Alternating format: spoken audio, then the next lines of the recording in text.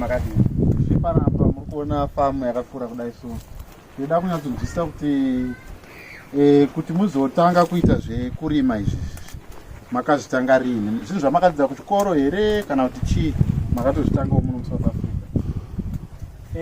Zvekurima izvi hongu kuchikoro takazvidzidza, asi muno muSouth Africa takangozvitangawo nechinangwa chokutsvaga mari.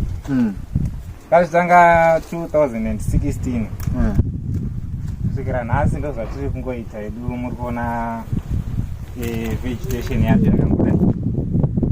Saka panapa makaita zvekuita sei? Pakanga patori negarden here kana kuti makatosvika muchitotanga kutoti 1? Panapa pakanga pane basa rakanga riri sango.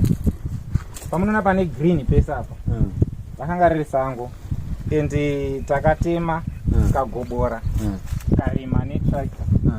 Zvinova zvatisvitsa kuti tinge tichiita vegetation yakadai muzora nhasi. Okay, after magobora now I'm seeing kuti mune mashallots uko, mune zvimwe zvamukurima zvimwe zviruko. Tell us kuti how are you managing this business?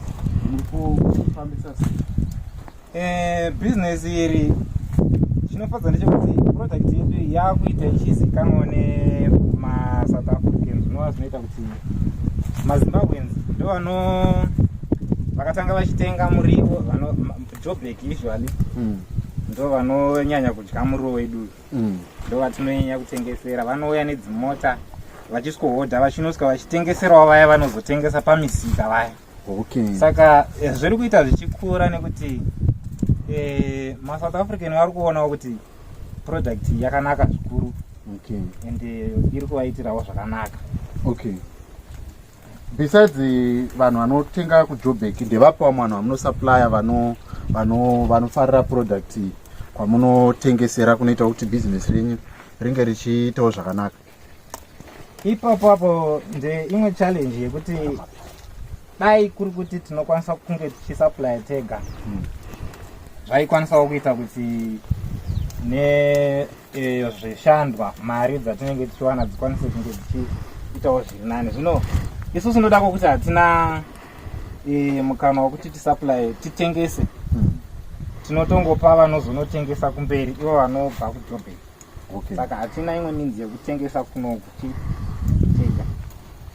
Alright, takatarisa mataura machallenges, mune mamwe machallenges here amuri kusangana nawo panapa amungade kuti maybe muri kutarisirawo kuti in the near future munoda kuti magadzirise kuti business renyu rirambe richipfuurira mberi zvakanaka?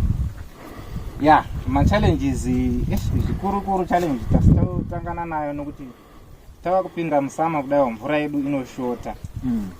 Zvainoshota challenge huru ndiyo yekuti panodiwa borehole.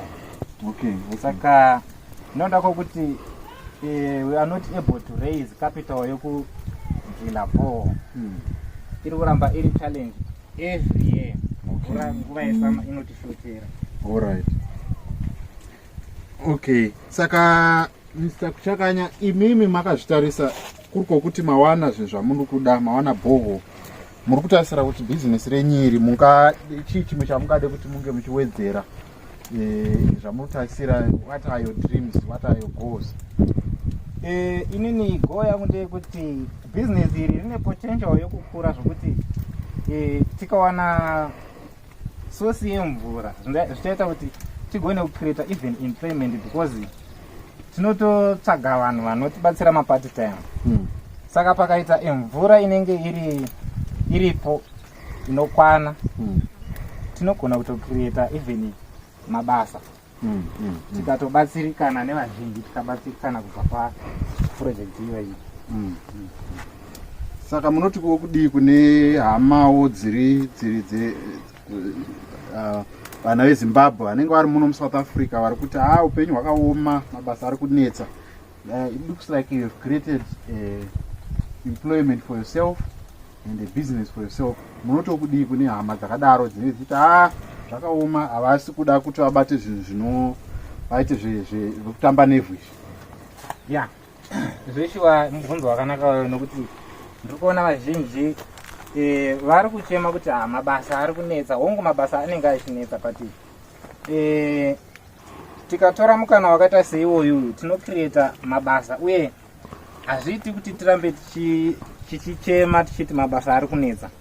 We can create our own employment, towana cheuviri kubva pazviri, nokuti sezvamuri kuona kuti green iri apa tikatemha tinokwanisa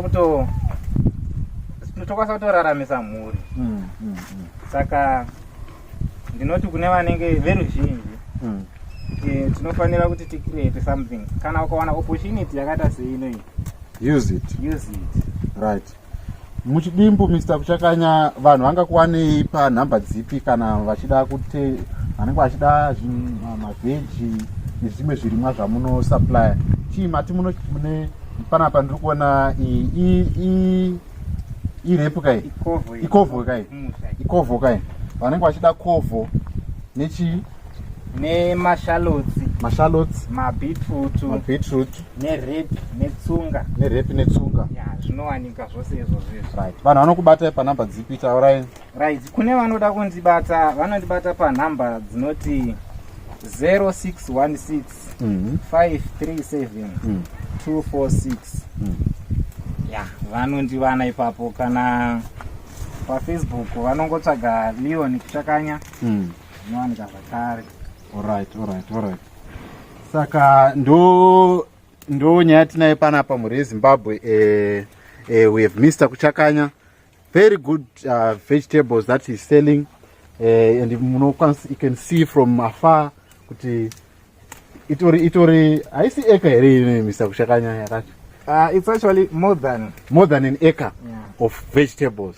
So amapedzi want kwanzi bhakosi. Saka munouya panapa mozotenga kana muri kuda mavheji akanaka, repu nechitsunga nemashallots, zvese munozviwana panapa.